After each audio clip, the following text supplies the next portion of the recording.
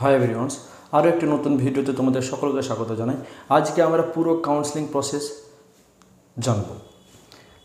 কারা মপআপের জন্য এলিজিবল, কারা সেকেন্ড রাউন্ডের জন্য এলিজিবল, কাদের ক্যান্সেল হয়ে যাবে সিট, সমস্ত বিষয়গুলো আজ আমরা জানব।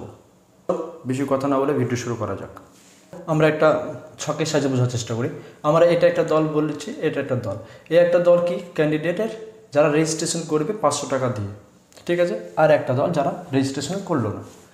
দেখো, যারা করলো না তাদের নিয়ে এখন কোনো কথা নয়, যারা করলো তাদের নিয়ে কথা। তো এরা রেজিস্ট্রেশন করার পর চয়েস ফিল করবে। চয়েস ফিল করার পর যখন রেজাল্ট বের হবে তখন দুটো ঘটনা ঘটতে পারে। এক হচ্ছে সিট অ্যালট হতে পারে অথবা না হতে পারে। যদি না অ্যালট হয় তাহলে তোমার এখানে কোনো কাজ নেই, তুমি একদম সরাসরি চলে গেলে সেকেন্ড রাউন্ডে, ঠিক। এবার দেখো, যাদের সিট অ্যালোটেড হলো, তো যে সমস্ত জায়গাতে অ্যালোটেড হবে, অর্থাৎ যে সমস্ত ইনস্টিটিউশনে অ্যালোটেড হবে সেখানে গিয়ে ডকুমেন্টস ভেরিফিকেশন করতে হবে।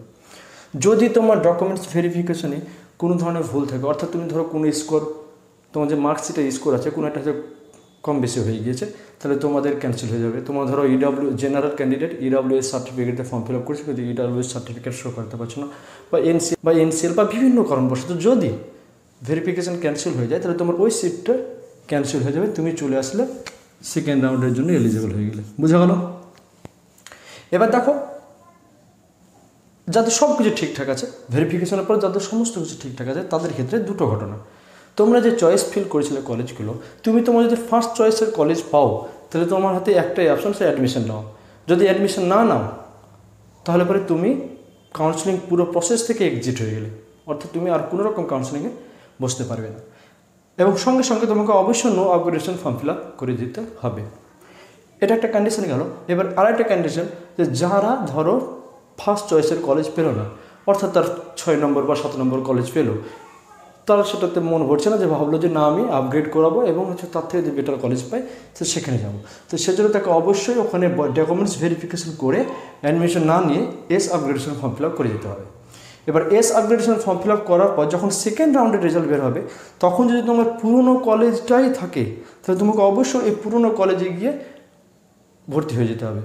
আর যদি ভর্তি না হও তাহলে তোমার সিট ক্যান্সেল হয়ে যাবে এবং পুরো কাউন্সেলিং প্রসেস থেকে তুমি বেরিয়ে গেলে, ঠিক আছে।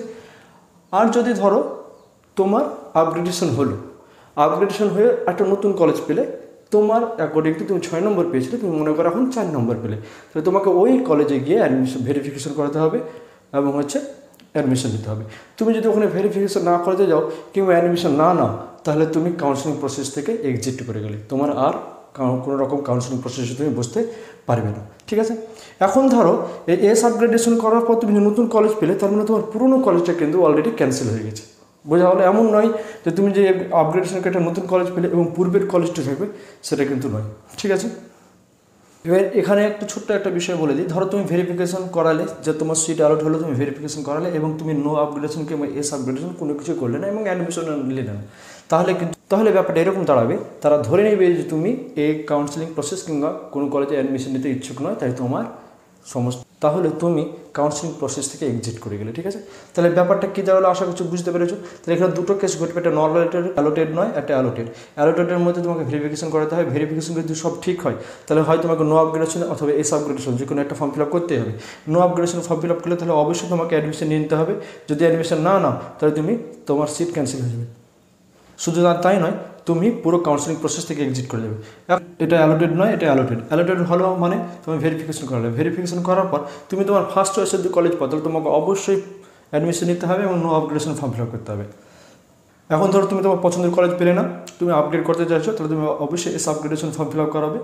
ওখানে অ্যাডমিশন না নিয়ে যখন তোমার সেকেন্ড রাউন্ডের রেজাল্ট হবে, যদি নতুন কলেজ পাও তাহলে সেখানে গিয়ে ভেরিফিকেশন করিয়ে অ্যাডমিশন নিতে হবে। আর যদি তুমি সেটা না করো তাহলে তোমার সিট ক্যান্সেল হয়ে যাবে এবং পরবর্তীতে তুমি কাউন্সেলিং প্রসেস থেকে এক্সিট করে যাবে, ঠিক আছে। আপগ্রেডেশন করার পরেও যদি নতুন সিট না পাও তাহলে পূর্ববর্তী যে কলেজ আছে সেই কলেজে তুমি অ্যাডমিশন নিতে পারবে, ঠিক আছে। এ পর্যন্ত সব বুঝতে পেরেছো। একটা অ্যানাউন্সমেন্ট, যারা ANM JNM 2025-এর জন্য পরীক্ষা দেওয়া ভাবছো তারা অবশ্যই চ্যানেলটি সাবস্ক্রাইব করে দাও। এরকম বন্ধু থাকলে তাদেরকে শেয়ার করে দাও, কারণ এখানে সমস্ত বিষয়গুলোকে আমরা তুলে ধরবো এবং খুব সহজভাবে উপস্থাপন করার চেষ্টা করবো, যাতে করে তোমাদের সমস্ত দুর্বলতা জায়গাগুলো স্ট্রং হয়ে যায়। এবার দেখো সেকেন্ড রাউন্ড, ঠিক আছে। যারা আপগ্রেডেশন করেছিল তারা এখানে এলিজেবল, অর্থাৎ নতুন কলেজ যদি পায়। আর যাদের ক্যান্সেল হয়ে গেছিলো কি বিভিন্ন কারণবশত, তারা এসে সেকেন্ড রাউন্ডে এলিজেবল। আর যাদের ফার্স্ট রাউন্ডে সিট অ্যালোটেড হয়নি তারাই সেকেন্ড রাউন্ডের জন্য এলিজেবল। এখন যাদের ফার্স্ট রাউন্ডে সিট অ্যালোটেড হয়নি তারা তো সিট অ্যাকসেপ্টেন্স ফিস দেয়নি, তাই যখন নতুন কলেজ অ্যালোটেড হবে তখন তাকে অবশ্যই সিট অ্যাকসেপ্টেন্স ফিস 1000 টাকা সিটে দিতে হবে। তাহলে এখানে 3 প্রকার গেল। এক হচ্ছে যারা ক্যান্সেল হয়ে গেছিলো বিভিন্ন কারণবশত তারা, যারা আপগ্রেডেশন করে নতুন কলেজ পেয়েছে তারা, আর যারা অ্যালোটেড সিট হয়নি ফার্স্ট রাউন্ডে তারা, ঠিক আছে। আর এই যারা সিট অ্যালোটেড হয়নি তারা কিন্তু অবশ্যই সিট অ্যাকসেপ্টেন্স ফিস দিতে হবে এবং হচ্ছে ভেরিফিকেশন করতে হবে, ঠিক আছে। সেকেন্ড রাউন্ডের সব থেকে গুরুত্বপূর্ণ কথা হচ্ছে যে তোমাকে অবশ্যই অ্যাডমিশন নিতে হবে। সেকেন্ড রাউন্ডে অবশ্যই অ্যাডমিশন নিতে হবে, ঠিক আছে।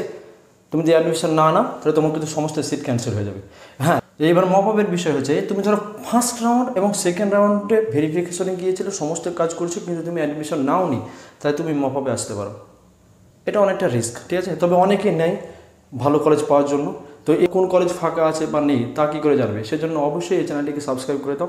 আমরা প্রত্যেকটা রাউন্ডে কোন কলেজে কতদূর পর্যন্ত গেল প্রত্যেকটা ক্যাটাগরি ওয়াইজ তোমাদেরকে ভিডিও আপলোড করে দেবো, ঠিক আছে। তাহলে এক গেল যারা ফার্স্ট কাউন্সিলিং এবং সেকেন্ড কাউন্সিলিংয়ে সমস্ত কাজ করেছে শুধুমাত্র অ্যাডমিশন নেয়নি তারা মপআপের জন্য এলিজেবল।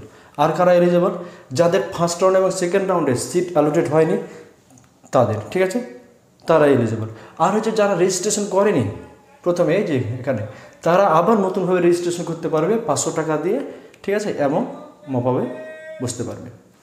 তোমাদের এ বিষয়ে ক্লিয়ার হয়ে গেছে। তারপরে যদি কোনো প্রশ্ন থাকে তাহলে অবশ্যই আমাকে জানাবে, আমি কমেন্ট সেকশানে সকলের উত্তর দেওয়ার চেষ্টা করব।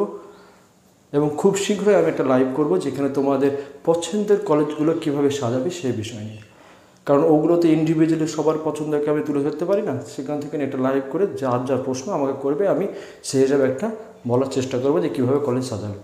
তো এই পর্যন্ত যারা ভিডিও দেখেছো, মনে হয়েছে যে ভিডিওটি ইনফরমেটিভ, তারা অবশ্যই লাইক করে দাও, এবং যারা সাবস্ক্রাইব করোনি তারা সাবস্ক্রাইব করে দাও। আর যে সমস্ত এবং জেনপাস ইউজি যে সমস্ত তোমার ফ্রেন্ডরা আছে তাদেরকে ভিডিওটি শেয়ার করে দাও। তো দেখা হচ্ছে এরকমই কোনো একটা ইনফরমেটিভ ভিডিওতে। সবাই ভালো থাকো, সুস্থ থাকো, ধন্যবাদ।